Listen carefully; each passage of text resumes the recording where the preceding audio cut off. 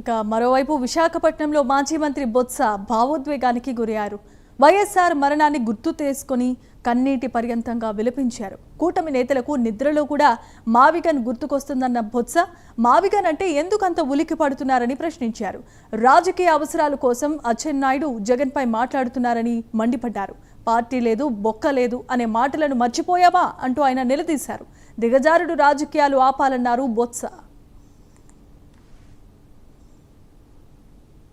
MP గారు ఉన్నారు కానీ ఆడపిల్ల ఉంది కానీ ఈ రాజకీయ అవసరాల కోసం మీరు మాట్లాడిన మాటలు మీరు చేసిన వ్యవహార శైలి మీది మర్చిపోయావా? పార్టీ లేదు, బొక్క లేదు, ఆ కార్యక్రమం లేదని చెప్పిన మాటలు మర్చిపోయావా? నీలాగే అందరూ కూడా రాజకీయాల్లో వచ్చి ఉంటారు. ఏం మాట్లాడుతున్నావు? ఇవాటికి 23 సంవత్సరాలు అయింది రాజశేఖర రెడ్డి గారి పాదయాత్ర, స్వర్గీయ రాజశేఖర రెడ్డి గారి పాదయాత్ర ఆయన ప్రారంభించి.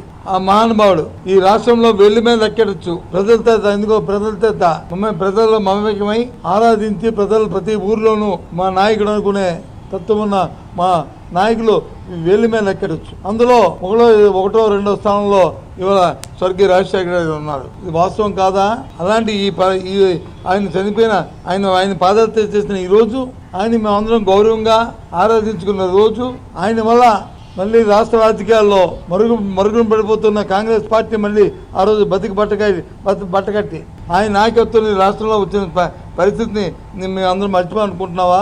ఆయనతో మాకున్న సన్నిహితం సంబంధం ఏం మాట్లాడుతున్నాం? ఇందాక ఆయన తాలూకా మరణం వెనక జగన్మోహన్ రెడ్డి గారు ఉన్నారు. ఆ విషయం వచ్చి నేనే ప్రత్యక్షంగా బొత్స సత్యబాబు గారు నాకు చెప్పారని చెప్పి పనికిమాల రాదు. ఏంటిది? ఓ రెండు పేపర్లు నీ చేతిలో ఉన్నాయని, మీ చేతిలో ఉన్నాయని, ఓ 3 ఛానల్స్ మీ చేతుల్లో ఉన్నాయని ఇష్టరాజ్యంగా ఈ రకమైన అహంకారపూరితమైన కోతల్ని మీ అధికారం ఉంచుకోవడం కోసం, మీ ఉనికి కాపాడుకోవడం కోసం పార్టీల్లో ఇచ్చిన ఉద్యోగానికి వచ్చి న్యాయం చేయక ఆ రైతుల్లో వచ్చి రోడ్డును పడేసి ఏ పంట కూడా గిట్టుబాటు ధర లేక అల్లాడుతుంటే ఓ పక్క వచ్చి రైతు ఆత్మహత్యలు చేసుకుని ఉంటే అనుకున్నాను అచ్చెన్నాయుడు ఏదో పొడవుగా ఉన్నాడు, ఆయన కొద్దిగా మా మోకాల్లోకి వచ్చి ఆయన తాలూకు ఆలోచన నందికి వింద అవుతుంది. మోకాళ్ళకి ఇప్పుడు అరికాల్లోకి వచ్చినకుంది ఇవాళ మాటలు చూస్తుంటే.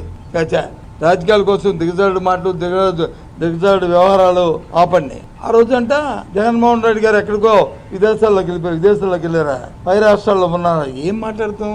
చనిపోయిన రోజునాడే నేనే ప్రత్యక్ష సాక్షిని పావురాలు కూడా వెళ్ళాను. అన్వేషించడానికి కేంద్రంతోనే రాష్ట్రంతోనే ఒక పక్క సంప్రదింపులు చేసి తెల్లవారు 5 గంట 4 గంటలకల్లా ఆ బాడీ ఎక్కడుందనేది టెస్ట్ చేసి కర్నూలులో వచ్చి పోస్ట్ మార్టం జరిపించుకుని కర్నూలు వరకు వెళ్ళి కర్నూలులో అక్కడ పోలీస్ పెరేడ్ గ్రౌండ్స్ లో అక్కడ ఉంచి అక్కడ నుంచి నేను ముందుగా క్యాంప్ ఆఫీస్కి వచ్చాను. నా వెనకదే రాజశేఖర్ గారి తాలూకా ఆ దేహాన్ని తీసుకొచ్చారు, బాధ దేహాన్ని పోస్ట్ మార్టం చేసి.